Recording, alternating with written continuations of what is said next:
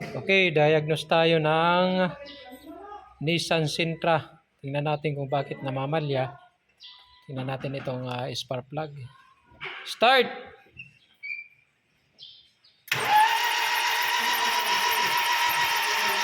Yun. Uno, mayroon. Dos, wala. Mayroon ang 3. Mayroon ang 4. So, number 2. Wala, number 2. Kaya pagpapalitin muna natin ngayon itong isang ignition coil dito sa 1.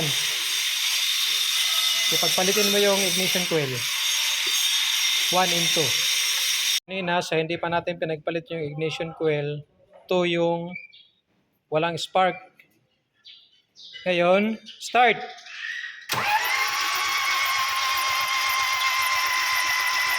Oh, number 2 pa rin.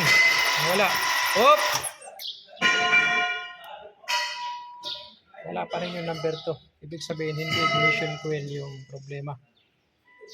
Spark plug, pagpalitin mo yung spark plug. Okay, ngayon spark plug lang yung pinagpalit natin. Tingnan natin. Sige, start.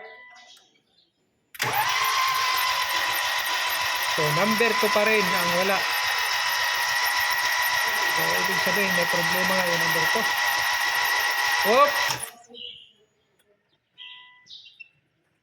Titingnan natin ngayon yung wiring. Ibig sabihin, hindi ignition coil yung problema, hindi spark plug. Yung connection titingnan natin.